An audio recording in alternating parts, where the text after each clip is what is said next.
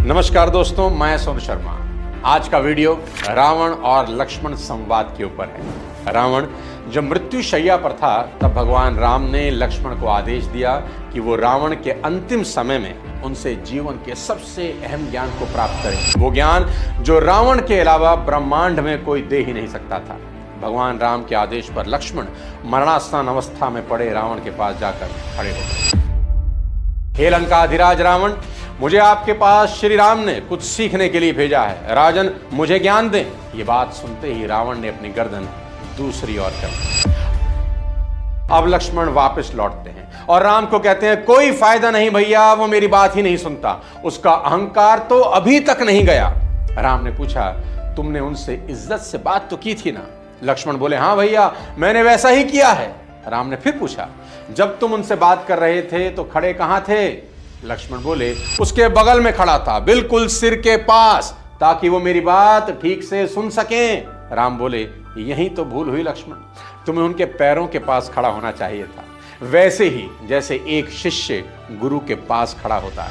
लक्ष्मण ने कहा, परंतु भैया, वो मेरा गुरु नहीं है। यहाँ राम बड़े कमाल की बात बोलते हैं जो हमें सीखनी चाहिए। वो कहते हैं, लक्ष्मण, ज्ञान का तिरस्कार कभी मत करो, ज्ञान सदा पवित्र होता है। चलो हम दोनों उनके पास चलते हैं। अब राम लक्ष्मण का हाथ पकड़कर रावण के पैरों के पास खड़े हो जाते हैं और कहते हैं, महाराज, हमें कुछ ज्ञान दें। रावण ने कहा, हे रघुकुल भूषण, मैं भला आपको क्या ज्ञान दे सकता हूं? मेरी बुद्धि तो भ्रमित और अंधकार में डूबी हुई है, यह सही और गलत का भेद जानने में असमर्थ है, मैं आपको भला क्या शिक्षा दे सकता हूं? राम बोले, महाराज, आप मुझसे बड़े हैं, अनुभवी हैं, एक समर्थ शासक रहे हैं, हम भाइयों को उचित और अनुचित शासन करने के संदर्भ में आपके विचार जरूर जानने चाहिए। रावण ने कहा, हे राम, मेरे जीवन का अंत अब निकट है, कुछ भी कह पाना कठिन है, फिर भी थोड़ा बहुत जो कुछ कहता हूं वो ध्यान से सुनो। कभी अपने शत्रु और रोग को अहंकार के कारण छोटा नहीं समझना।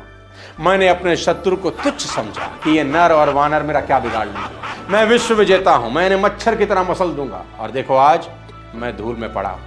रावण ने कहा, लक्ष्मण, अहंकार चाहे सत्ता का हो या सौंदर्य का, शक्ति का हो या भक्ति का, धन का हो या धर्म का, यह अहंकार इतना खतरनाक होता है कि बड़े से बड़े विश्व विजेता को भी मिट्टी में मिला देता है। सत्ता और संपत्ति से पैदा हुआ अहंकार तो फिर भी एक दिन टूट जाता है, लेकिन ज्ञान और धर्म से पैदा हुआ अहंकार कभी नहीं टूटता। लक्ष्मण, उसका कोई इलाज नहीं होता।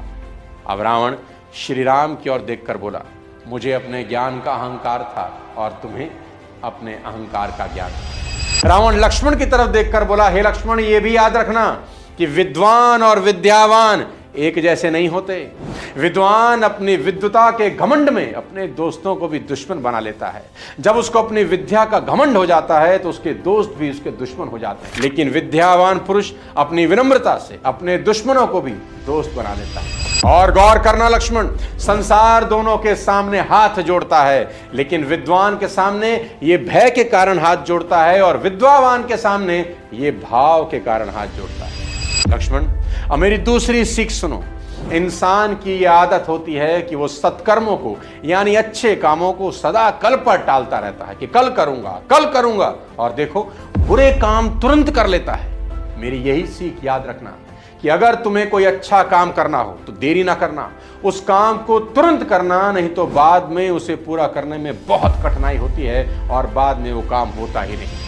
और दुष्कर्मों के बारे में तो मैं तुम्हें बहुत सी बातें बता सकता हूँ, क्योंकि मैंने जीवन में दुष्कर्म ही तो किए हैं। देखो, आज मेरे सभी पुत्र पौत्र मारे जा चुके हैं। क्रोध, घमंड और घृणा, इन्हीं से दुष्कर्मों का जन्म होता है। किसी भी पल भाव में आकर हम दुष्कर्म करने के लिए आतुर हो जाते हैं।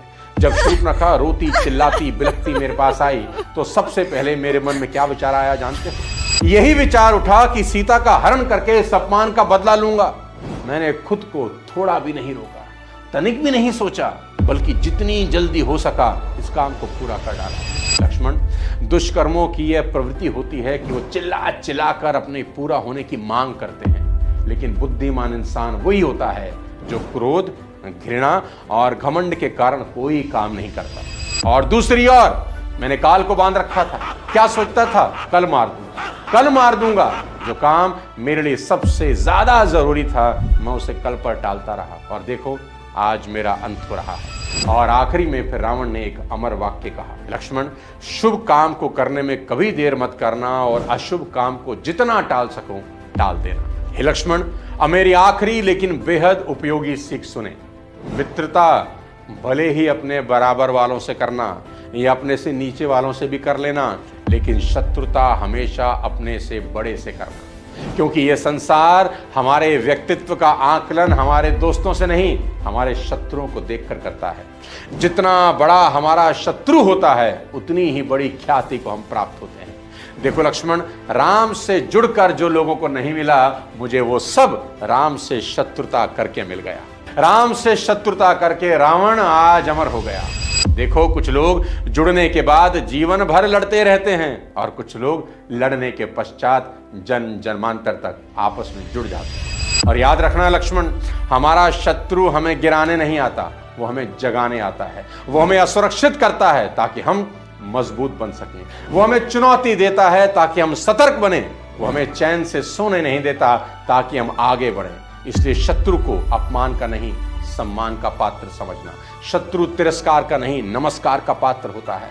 शत्रु क्रोध का नहीं शोध का विषय होता है। हम अपने मित्रों से ज्यादा अपने शत्रुओं को याद रखते हैं, उन्हीं के बारे में दिन रात सोचते हैं, और जिनके बारे में हम दिन रात सोचते हैं जीवन में एक दिन हम बिल्कुल उसी के जैसे हो जाते हैं। इसलिए जीवन में मित्रों के चुनाव से अधिक सजगता शत्रु के चुनाव की करनी चाहिए। और लक्ष्मण, जीवन में महत्वपूर्ण व्यक्ति बनने की कोशिश कभी मत करना, जीवन में उपयोगी व्यक्ति बनने की कोशिश करना, क्योंकि जो उपयोगी होता है वो जीवन भर महत्वपूर्ण रहता है। अब रावण भगवान राम की तरफ देखकर एक सवाल पूछते हैं। रावण ने पूछा, राम, जाते जाते अंतिम अवस्था में कुछ पूछना चाहता हूं। राम ने कहा, पूछिए महाराज। राम, मैं हारा क्यों? ये सवाल मेरा जानना बहुत जरूरी है कि मैं हारा क्यों, और तुमसे पूछता हूं क्योंकि मैं कुल में तुमसे श्रेष्ठ, तुम क्षत्रिय मैं ब्राह्मण, मेरा कुल तुमसे श्रेष्ठ है। ज्ञान में तुमसे श्रेष्ठ, मैं 4 वेदों का ज्ञाता, और सबसे बड़ी बात मैं अपनी जमीन पर लड़ रहा हूं। तुम दूर से आए और मेरे पास जो सेना है वो ऐसे ऐसे योद्धा जिससे देवता कांपते थे। तुम बंदर भालू लेकर आ गए और तुमने रावण को हरा दिया। ऐरावत हाथी पर सवार देवराज इंद्र को भी नंदी पर सवार महादेव के सामने मस्तक झुकाना पड़ता है, क्योंकि इस संसार में सम्मान पद का नहीं गुणों का होता है। दुनिया पद की पूजा नहीं करती, दुनिया व्यक्ति में मौजूद गुणों की पूजा करती है। आपको कुर्सी बड़ा दिखा सकती है, लेकिन योग्यता आपको बड़ा बनाती है। मेरी अंतिम सीख याद रखना कि इस दुनिया में नाम नहीं टिकता, काम टिकता। बस एक ही सवाल पूछना चाहता हूं कि रावण हारा क्यों? सब कुछ था मेरे पास। राम बोले, मैं नहीं जानता। रावण ने कहा, नहीं बताओ, इस सवाल का जवाब जानना बहुत जरूरी है। राम ने कहा, मैं नहीं जानता। रावण ने कहा, मैं बताता हूं। तुम चरित्रवान, मैं चरित्रहीन। कि रावण अपने चरित्र से गिर गया। और फिर आखिरी सांस लेते हुए रावण ने हाथ जोड़कर भगवान राम से अपने अपराधों के लिए क्षमा मांगी। 3 बार राम का नाम लिया और देह त्याग की। अगले किसी और वीडियो के साथ जल्द आपसे मिलता हूं। तब तक अपने स्वास्थ्य का ध्यान रखिए। जय हिंद।